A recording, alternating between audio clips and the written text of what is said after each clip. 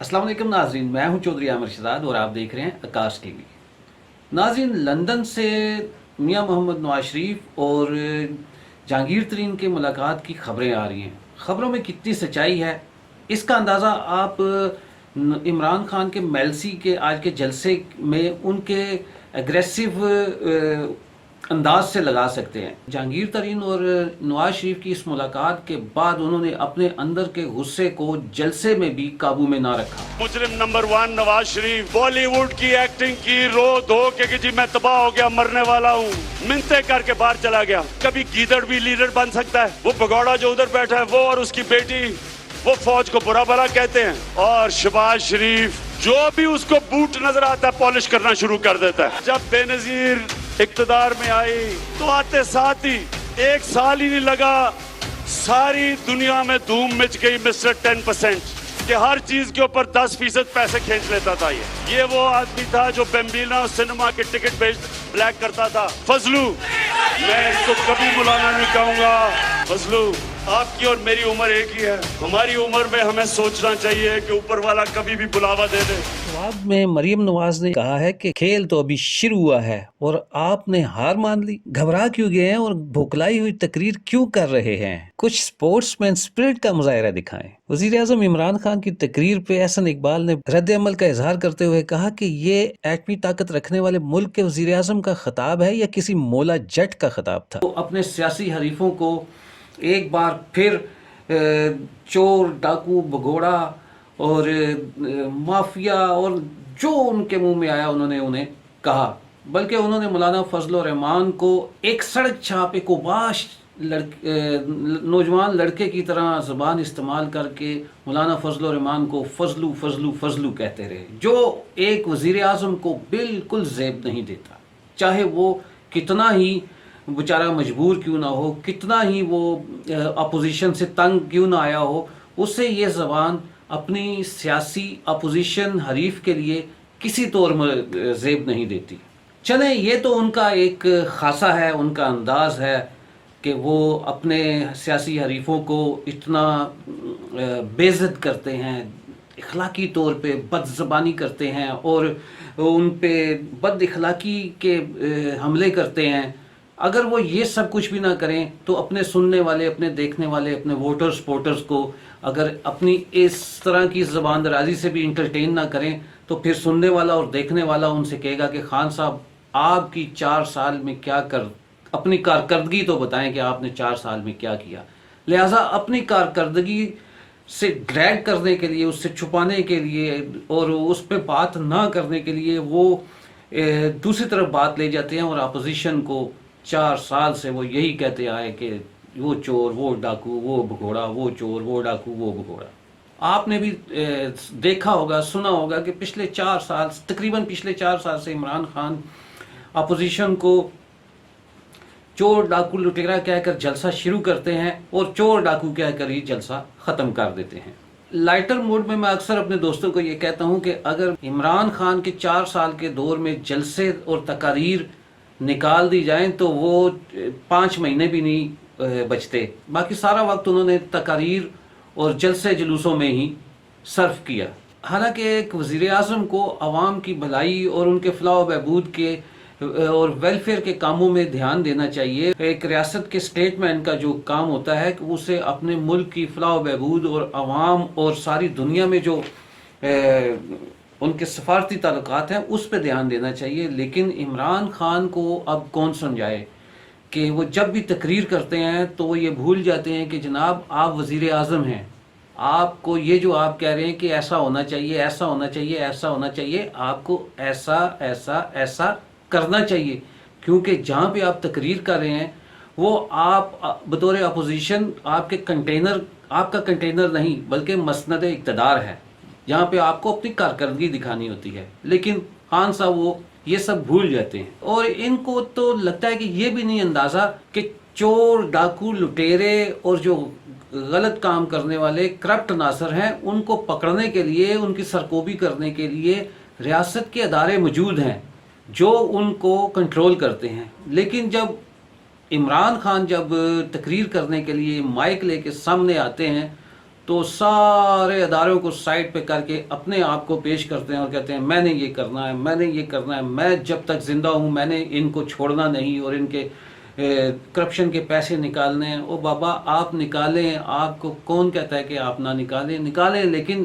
یہ ریاست کا ایک چھوٹا سا کام ہے، چھوٹا سا عمل ہے کہ کسی ایک کرپٹ بندے سے پیسے نکالنا۔ باقی پوری ریاست پڑی ہے، پوری عوام پڑی ہے، ان کے لیے بھی تو ایک تھوڑا سا ٹائم نکالیں اور کچھ کام کریں۔ عمران خان غصے میں تو لگتا ہے ایسے اپوزیشن سمیت پوری دنیا کو دھمکی پہ اتر آئے اور یہ بھی کہا کہ عدم اعتماد کی تحریک کو میں دیکھ لوں گا اور جب یہ ناکام ہوئی تو پھر آپ کے ساتھ کیا ہوگا یہ آپ کو اندازہ نہیں۔ وہ یہ کہہ کے مسکراتے ہوئے اسٹیج سے نکل گئے۔ جو سارے مل کے کہ جی وہ بہت برے حالات ہیں پاکستان کے، عدم اعتماد ہم لے کے آئیں گے، میری پوری تیاری ہے کہ جو بھی یہ کریں گے میں اس کے لیے تیار ہوں۔ یہ جو چوروں کا ٹولہ ہے، یہ ڈاکوؤں کا جو گلدستہ ہے، کیا آپ تیار ہیں جب انشاءاللہ آپ کی عدم اعتماد کی تحریک فیل ہوگی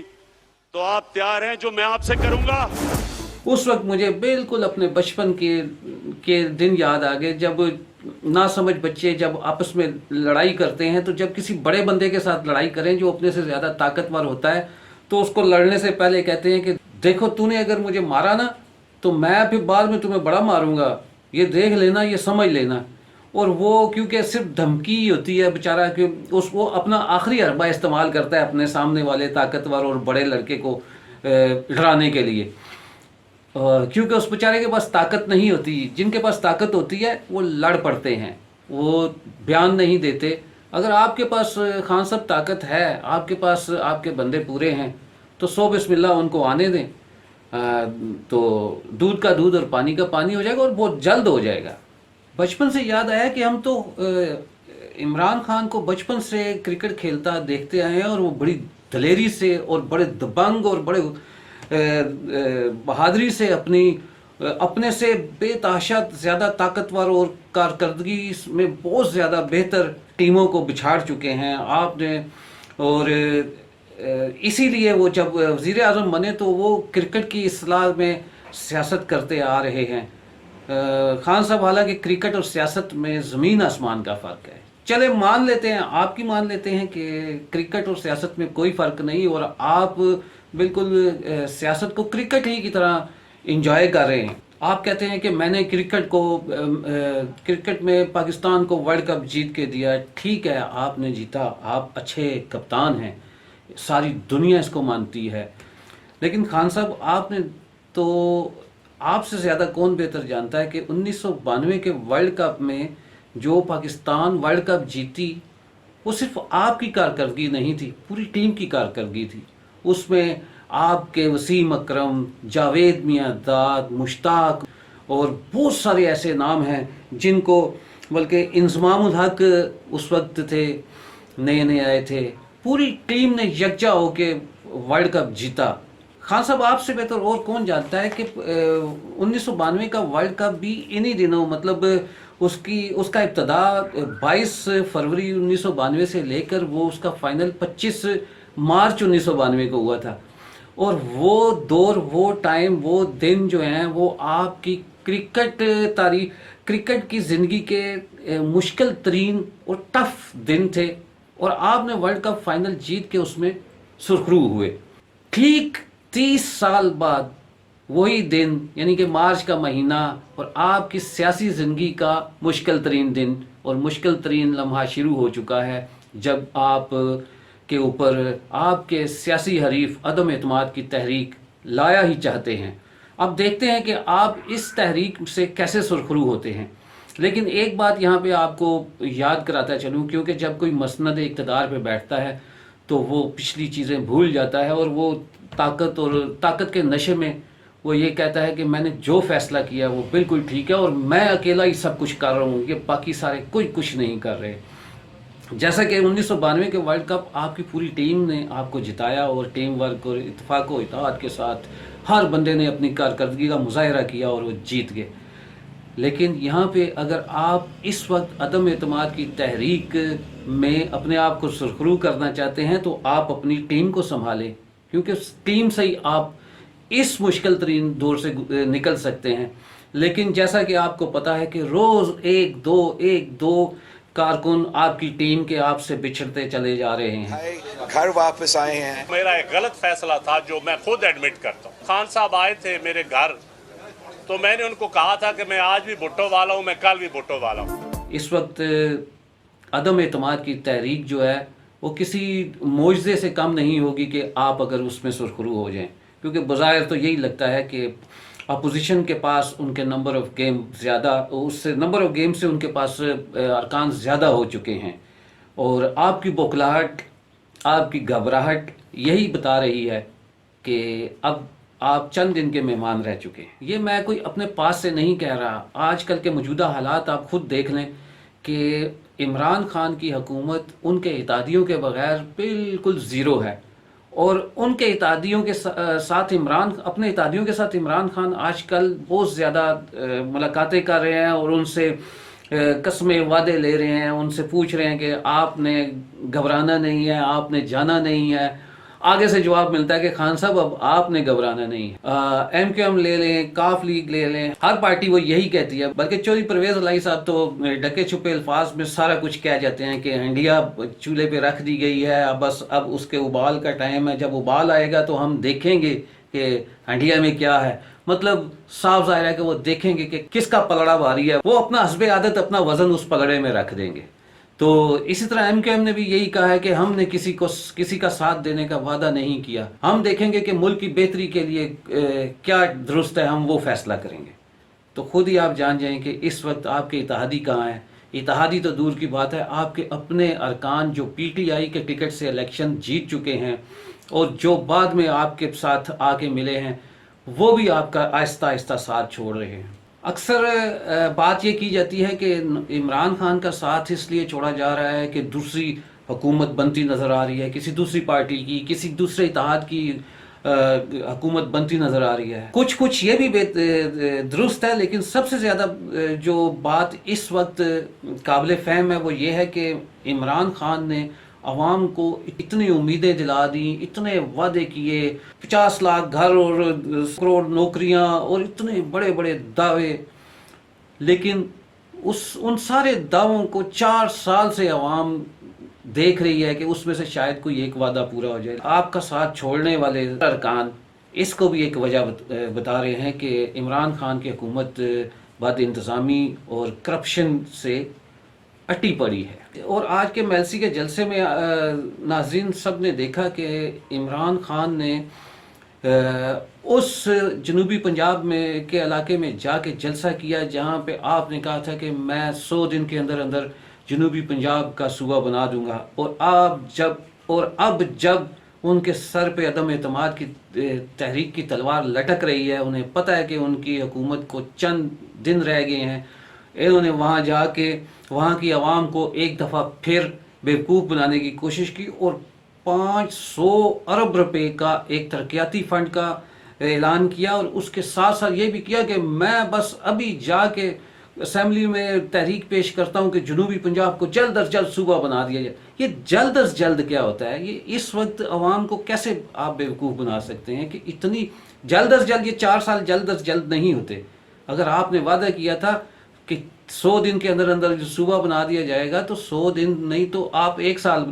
بعد بنا دیتے, 2 سال بعد بنا دیتے. لیکن جب آپ کے اوپر عدم اعتماد کی تحریک کی تلوار لٹکی تو آپ نے اس طرح کے ترقیاتی کاموں کے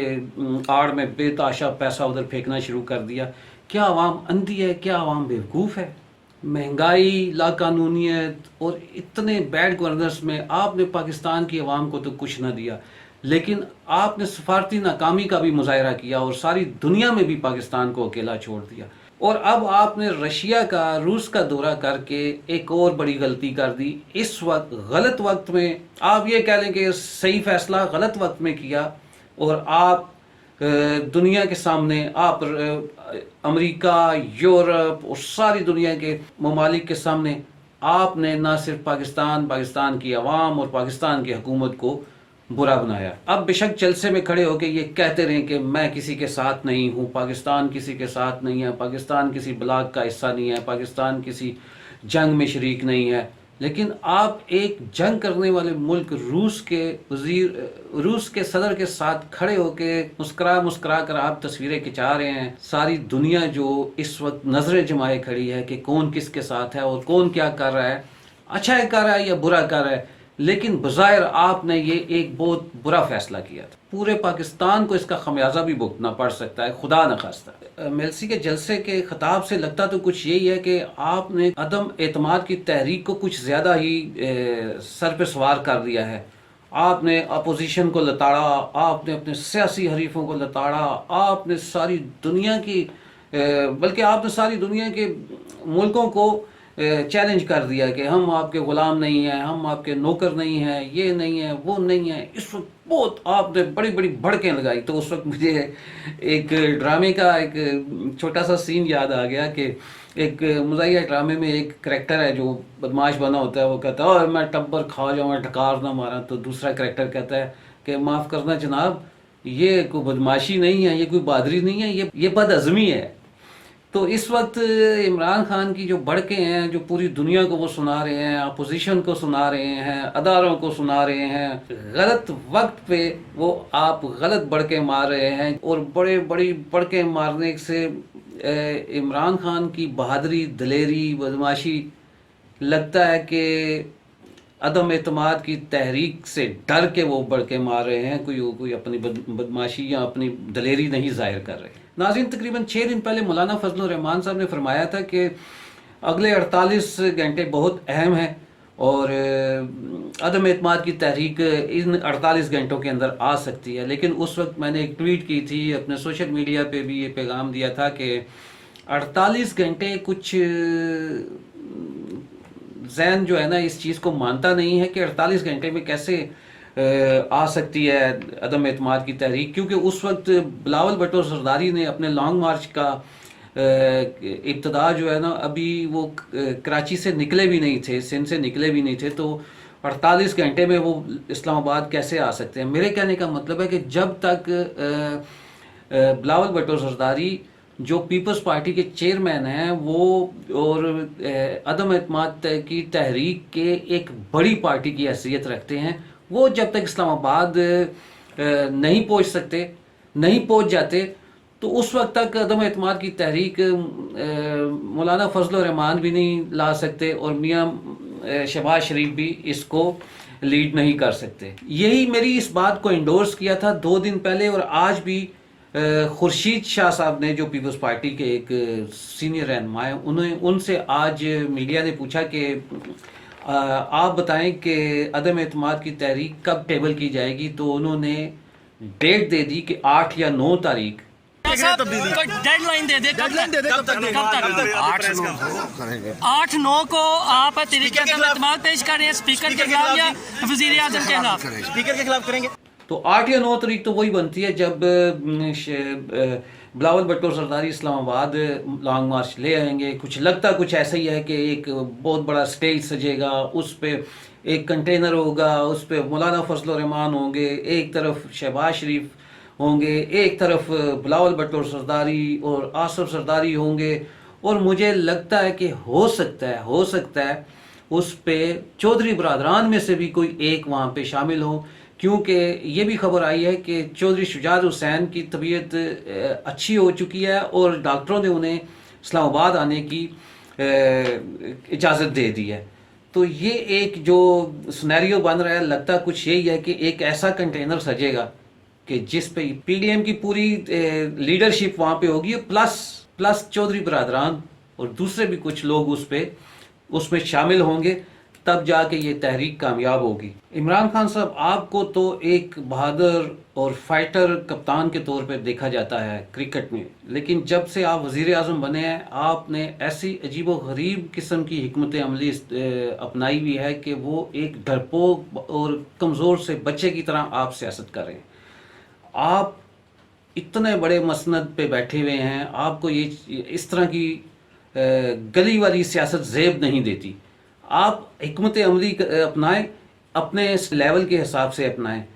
تو تب جا کے آپ اپوزیشن کے ساتھ لڑنے کے قابل ہوں گے. لیکن یہ کیا حکمت عملی ہے کہ کہ بالکل انہی دنوں یہی جیسا کہ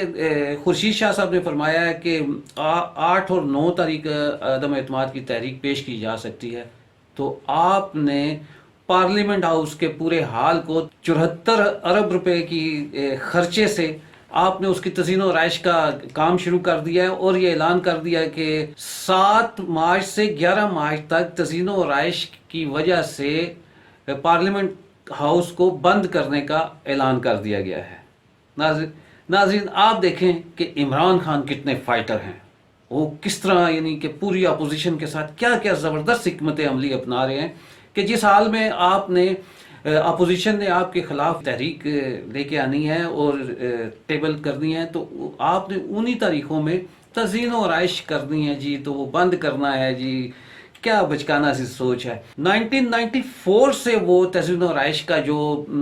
کام ہے وہ پینڈنگ میں جا رہا ہے۔ اگر اتنے عرصے سے جا رہا ہے خان صاحب، تو ابھی 1 ہفتہ اور انتظار کر لیں، اور باقی 1 ہفتے میں دودھ کا دودھ پانی کا پانی ہو جائے گا۔ خان صاحب لگتا ہے کہ عدم اعتماد کی تحریک کے ڈر سے آپ اپنے بلڈ پریشر پر قابو بھی کھوتے جا رہے ہیں، اسی لیے آپ اپنے سیاسی حریفوں کو برے ناموں اور برے القاب سے پکارتے ہیں، بڑے جلسے میں آپ ایسی بد اخلاقی اور بد زبانی کرتے ہیں، اور ساتھ ہی دوسرے ہی لمحے آپ یہ کہتے ہیں کہ ریاست مدینہ جو بنی تھی وہ اخلاق کے اعلیٰ اصولوں سے بنی تھی۔ مجھے یہ حیرت ہوتی ہے، مجھے سمجھ نہیں آتی کہ آپ کے سننے والوں، دیکھنے والوں اور آپ کے سامنے جو ہزاروں کا مجمع ہوتا ہے، ان میں سے کوئی ایک بھی یہ نہیں کہتا، کوئی ایک بھی اس کے ذہن میں یہ نہیں آتا کہ خان صاحب ابھی آپ نے کہا ہے کہ ریاست مدینہ جو ہے وہ اخلاق کے اعلیٰ اصولوں سے بنی ہے، اور ساتھ ہی آپ بد اخلاقی کر رہے ہیں، بد زبانی کر رہے ہیں۔ کوئی بھی آپ کو یہ نہیں کہتا کہ یا تو خان صاحب آپ بد اخلاقی کر لیں یا ریاست مدینہ کی مثال دینا چھوڑ دیں۔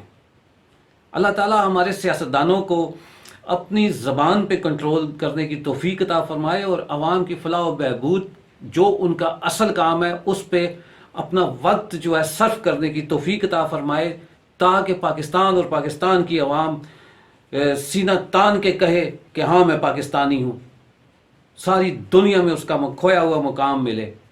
اللہ تعالیٰ ایسا دن ہمیں دیکھنے کی توفیق عطا فرمائے۔ آخر میں چودھری عامر شہزاد کو عکاس ٹی وی سے اجازت دیجیے، اپنا اور اپنے پیاروں کا خیال رکھیں۔